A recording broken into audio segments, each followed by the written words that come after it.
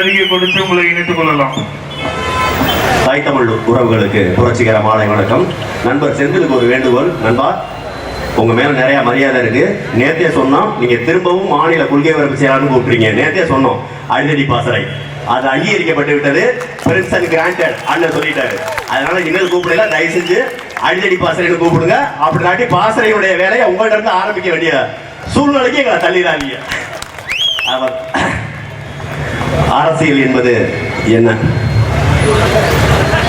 இந்த மரத்தின் நிழலை நான் பயன்படுத்த மாட்டேன் என்று தெரிந்தும் எவன் ஒருவன் மரக்கன்றை நடுகிறானோ அதுதான் சேவை. இந்த மரத்தின் பலனை நான் அனுபவிக்க மாட்டேன் என்று தெரிந்தும் எவன் விதையை நடுகிறானோ அதுதான் சேவை. அவன்தான் புரட்சியாளன், அவன்தான் அரசியலுக்கு வர வேண்டும். அவனால் மட்டுமே சேவையை செய்ய வேண்டும், செய்ய முடியும். அரசியல் என்பது மக்களுக்கு செய்ய வேண்டிய சேவை, வியாபாரம் அல்ல. இந்த அரசியல் என்பது இன்னைக்கு வியாபாரமயமாய் போன காரணத்தினால் அரசியல் என்பது சேவை என்பது மக்களுக்கு தெரியாம போச்சு. உங்களுக்கு ஒரு சின்ன உதாரணம் சொல்றேன். ஒரு பெட்டி கடை இருக்கு. அந்த பெட்டி கடையில 10,000 ரூபாய்க்கு சரக்கு வாங்கி போட்டோம்னா 20,000 விற்கணும். நீங்க சொல்ற சரக்கு, இன்னைக்கு பெட்டி கடை கூட சரக்கு விற்கிறதுனால நான் சொல்ற சரக்கு வேற மாதிரி தெரியும்.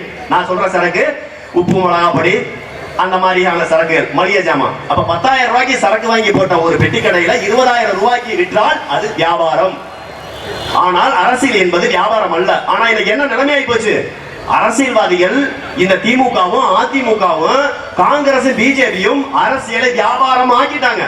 இப்ப நீங்க கொஞ்சம் சிந்திச்சு பாருங்க. ஒரு வாக்குக்கு 500 ரூபாய் தர்றாங்க. ஒரு வீட்டுல 5 வாக்கு இருக்கு. ஒரு வீட்டுக்கே 2,000 ரூபாயில இருந்து 2,500 ரூபாய் கொடுக்க வேண்டிய சூழ்நிலை. அப்படி பார்த்தா ஒரு தொகுதியில 2 லட்சம் வாக்கு குறைந்தபட்சம் இருக்கு. சட்டமன்ற தொகுதியில, பாராளுமன்ற தொகுதியில 8 லட்சம் இருக்கு, 10 லட்சம் இருக்கு.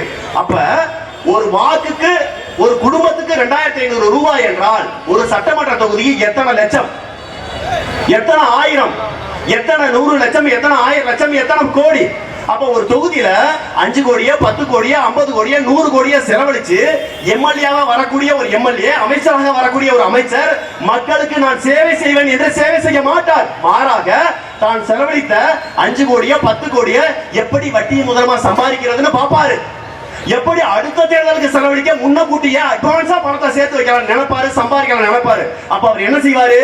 கொடுத்த பணத்தை சம்பாதிக்க மீண்டும் அரசியலுக்கு வந்த பிறகு, வெற்றி பெற்ற பிறகு பள்ளிக்கூடம் கட்டுறது, பால்வாடி கட்டுறது, சிமெண்ட் ரோடு போடுறது, தார் ரோடு போடுறது, எல்லாத்துலயும் கமிஷன் வைப்பாரு, எல்லாத்துலயும் கொள்ளையடிப்பாரு, எல்லாத்துலயும் சம்பாதிக்க ஆரம்பிப்பாரு.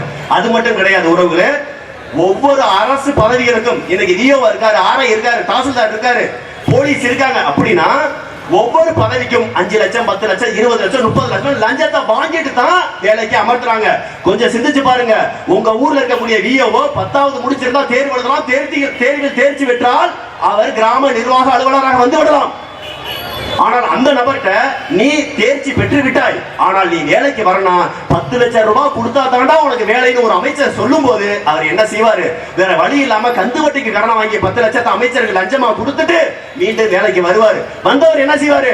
நான் சொரண்டைக்கு விஓ வந்துட்டேன், நேர்மையான முறையில படிச்சு வந்தேன், இந்த மக்களுக்கு நல்ல செய்ய மாட்டாரு.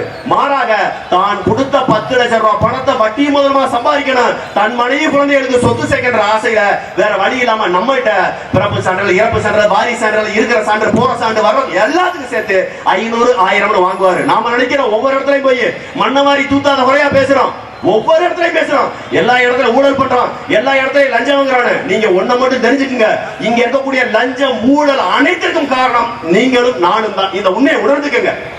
நாம மக்களுக்கு செய்ய வேண்டிய சேவை அரசியல்வாதி செய்யலைனா அதற்கு காரணம் அவன் கொடுத்த முதல் லஞ்ச பணமான வாக்கிற்கு பணம் வாங்கணும் பாத்தீங்களா, அந்த இடத்துல தான் நாம முதல் ஊழல்வாதியா மாறுறோம். நாம தான் இங்க இருக்கக்கூடிய லஞ்சம், ஊழல் அனைத்திற்கும் காரணம். நீங்க கொஞ்சம் சிந்திச்சு பாருங்க. இதற்கு முன்னாடி இந்தியாவினுடைய பிரதமராக இருந்த அம்மையார் இந்திரா காந்தி அவர்கள் ஏழையின் குடிசைக்கு போனார், ஏழையின் குடிசையில் சாப்பிட்டார். அவருடைய மகன் பிரதமர் ஆனார், ஏழையின் குடிசைக்கு போனார், ஏழையின் வீட்டில் சாப்பிட்டார். அவருடைய பேரே வந்துட்டாரு, ஏழையின் குடிசைக்கு போறார், ஏழையின் குடிசையில் சாப்பிட்டார். பேத்திரால் இந்திரா முன்ன வந்துட்டாங்க, பிரியா காந்தி ஏழையின் குடிசைக்கு போறார், ஏழையின் குடிசையில் சாப்பிட்டார். மாறி மாறி ஏழையின் குடிசைக்கு போனா அயோக்கிய பேருங்க. எவனாவது ஒருத்தர் குடிசையை மாத்த நினைச்சானா? இல்ல. காரணம் கட்சி என்பது வியாபாரம், அரசியல் என்பது வியாபாரம். அதே மாதிரி எங்க தாத்தா இங்க இருக்காரு கலைஞர். நான் உண்மையிலே எங்க வீட்டுல எல்லா பக்கத்துலயும் கலைஞர் படமா இருக்கும், கலைஞர் காலத்துல இருக்கும். எங்க ஐயாவோட கல்யாணத்துல வந்து கிஃப்ட் படம் பாத்தீங்கன்னா கலைஞர் படமா போட்டுருக்கு, அண்ணா படமா போட்டுருக்கு. நான் ஒரு வேளை என்ன நினைச்சேன், அவர் ஆள் ஒரு சைஸா இருந்தாரு, மண்டை கிட்டேயுமா. எங்க தாத்தாவும் அதே மாதிரி இருந்திருப்பாரு. ஒருவேளை எங்க பெரிய தாத்தா இருந்து திருவாரூர் பக்கம் போனாரா என்னன்னு எனக்கு அப்பவே ஒரு டவுட். ஏன்னா எங்க வீடு ஊரா இருந்த ஊராமே கலைஞர் படம். நான் இல்ல உண்மையிலே சொல்றேன், நான் எப்பயாவது மேடையில வந்து உங்கள்கிட்ட நான் வெள்ளைச்சாமியின் மகன் சொல்லியிருக்கேன் எப்பயாவது. வேற யாராவது ஒருத்தவங்க தான் இன்னாரின் மகன் இன்னாரின் யாரா சொல்றாங்களா? வந்த கொள்கையை பேசிட்டு போறோம். ஐயா ஸ்டாலினை பாத்தீங்களா மேடையில ஏறினாலே நான் கலைஞரின் மகன், நான் கலைஞரின் மகன், நான் கலைஞரின் மகன்.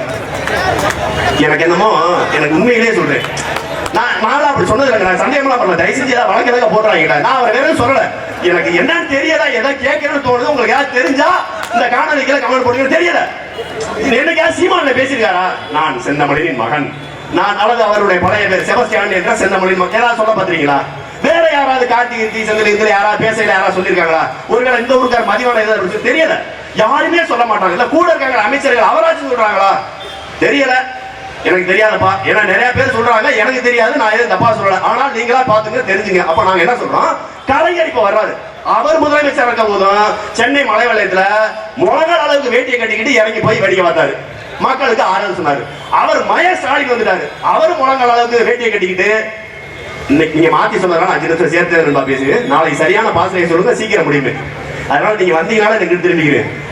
அப்ப கலைஞருடைய மகன் ஸ்டாலின் வர்றாரு, அவரும் வேட்டியை மடிச்சு கட்டிக்கிட்டு வேடிக்கை பார்த்துட்டு போறாரு. அவருடைய மகன் உதயநிதி ஸ்டாலின் வந்துட்டாரு, அவரு வேட்டியை கட்டிட்டு மடிச்சு கட்டிட்டு போறாரு. இதே நிலைதான் வரும். இன்னைக்கு 5 லட்சம் பேத்துக்கு உணவு, கொஞ்சம் சிந்திச்சு பாருங்க என் உறவுகளே. 5 லட்சம் பேத்துக்கு உணவு சமைச்சு நான் மாநாடு நடத்தினு சொன்ன அயோக்கிய பயலுங்க ஒரு 5000 பேத்துக்காச்சும் உணவு பட்டம் கொடுத்துருப்பானா? 5 லட்சம் பேத்துக்கு உன்னால பிரியாணி ரெடி பண்ண முடியும், 5 லட்சம் பேத்துக்கு உனக்கு பந்தல் அமைக்க முடியும், 5 லட்சம் பேத்துக்கு குடிநீர் கொடுக்க முடியும், 5 லட்சம் பேத்துக்கு வாகன ஏற்பாடு செய்ய முடியும். ஆனால் என் இன மக்கள் வெள்ளத்திலையும் மழையிலையும் சிக்கி தவிக்கும் போது ஒரு 5000 பேத்துக்கு பிஸ்கட்டும் பாலும் கொடுக்க முடியலைன்னா நீங்கள் எந்த அளவிற்கு அவர்களுக்கு தேவையில்லை என்பதை முடிவு செய்ய என்னன்னு மட்டும் பாத்துங்க. சாராய கடையை வைத்து அரசியல் செய்வதும் சாராய கடையினுடைய வியாபாரத்தை வச்சு செய்யக்கூடிய அரசியலும் மக்களுக்கு செய்ய வேண்டிய சேவை இல்ல. கொஞ்சம் ஒண்ணே ஒண்ணு சொல்லிக்கிறேன், இன்னைக்கு கொரியர்ன்ற ஒண்ணு எடுத்து பாருங்க. எல்லா பக்கத்துல நீங்க வாங்குற எல்லா மொபைல்ல இருந்து எலக்ட்ரானிக்ஸ் பொருள் இருந்து எல்லா வகையான பொருள் வாங்குற சட்ட துணி வரையும் கொரியர்ல வாங்குறீங்க.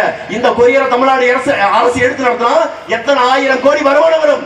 ஓலா, ஊபர், ராபிடோ இருக்கு. இதுகளை அரசு ஒரே ஒரு ஆப் அமெரிக்காவில இருந்து வழிநடத்தினான், பல லட்சம் கோடி ஆண்டுக்கு சம்பாதிக்கிறான். இந்த அரசு எடுத்து நடத்தினால் என்ன நடக்கும்?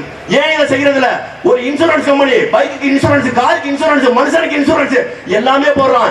ஏன் தமிழக அரசு சார்பாக ஒரு இன்சூரன்ஸ் கம்பெனி ஆரம்பிச்சிருந்தா லாபம் கிடைச்சிருக்காது? அப்ப மக்களுக்கு செய்ய வேண்டிய சேவையை தாண்டி வியாபாரமாக இந்த அரசியல்வாதிகள் பார்த்ததற்கான காரணம் நீங்களும் நானும் தான். நீங்களும் நானும் செலுத்திய வாக்குல தான் இதை நம்மளை வச்சு வியாபாரம் செய்யறான். அரசியல் என்பது மக்களுக்கு செய்ய வேண்டிய சேவையை தவிர வியாபாரம் அல்ல. இந்த வியாபாரத்தை செய்யக்கூடிய வியாபாரிகளை அழித்து விரட்ட ஒரு தடவை நாம் தமிழர் கட்சிக்கும் விவசாய சின்னத்துக்கு வாக்களிங்க. நாட்டில் இருக்க எல்லா ஓட்டைக்கும் காரணம் நம்ம போட்ட ஓட்டு.